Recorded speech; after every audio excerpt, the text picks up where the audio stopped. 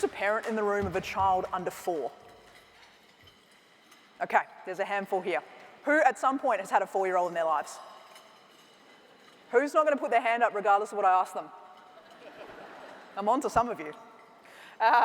The reason I say this is because part of what we're going to touch on today are both sides of the question and the answer spectrum and how critical they are and the role that they play in leadership.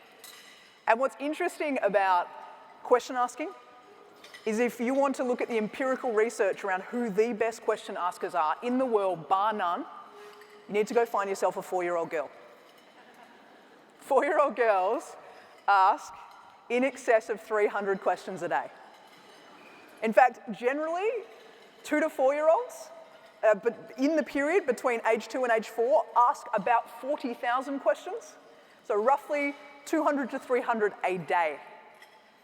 So any parents in the room, I think by the time they get to about 10, you're very ready for your friends Google, Alexa, and Siri, aren't you? This is where you can see this gathering momentum quickly. But I make light of this. What's tragic is the decline in question asking.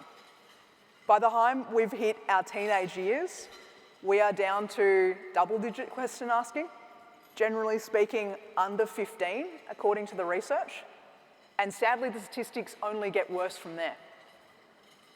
And so I want to begin just by inviting you to reflect. You don't have to vocalize this out loud. Just around whether you've asked a question already today. I'm going to put an asterisk on that and say, other than how are you? Whether you've asked a question that was pertaining to something under discussion, or whether you've probed a topic, or whether you've asked someone about something that's going on out there in the wide world.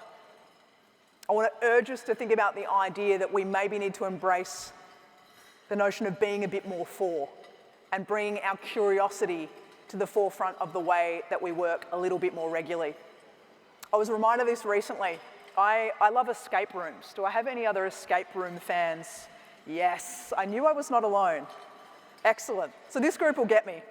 For those who haven't done an escape room, let me give you a little bit of context before I explain why I'm talking to you about escape rooms. Escape rooms are an intense series of problems. You get locked in a room and you have to escape it by the time the clock counts down from 60 minutes to 0. It can be all sorts of different problems.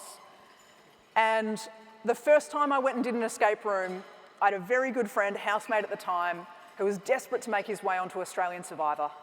And I thought, you know what? We'll take him into an escape room, we'll film the whole thing.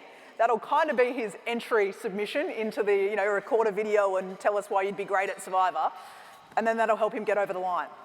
So thinking, firstly, arrogantly, that escape rooms wouldn't be too hard, and secondly, that we probably needed to give him a decent challenge to make it compelling reality TV advertising for him, I picked the hardest room at this particular escape room premise. It was the Ned Kelly room, all range of Glenn Rowan problem solving.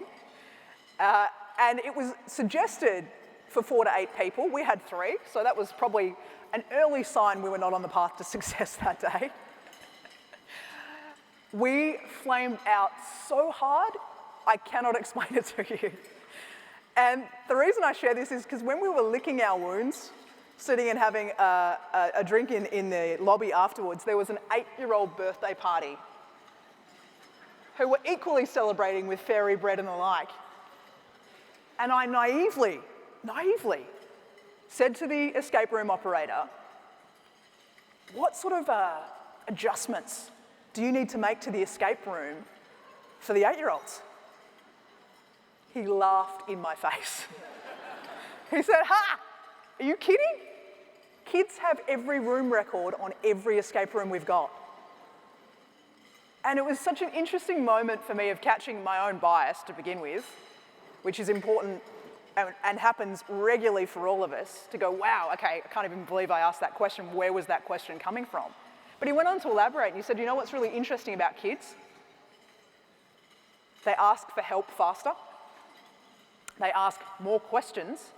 Like they listen and they hear the audio around, just the ways they're verbally out loud articulating what they're thinking, and they just have a go. They don't overcomplicate. I thought it was so interesting to think about the idea that some of the things we've almost had socialised out of us over the journey of schooling and tertiary education and Often our experiences in the workplace, we join a certain slipstream and a rhythm and a habit of ways of doing things that maybe we need to hold a little bit looser and challenge ourselves to think, is there an opportunity to do something differently that might give us the capacity for greater creativity and innovation or productivity even, whatever way you want to cut the equation.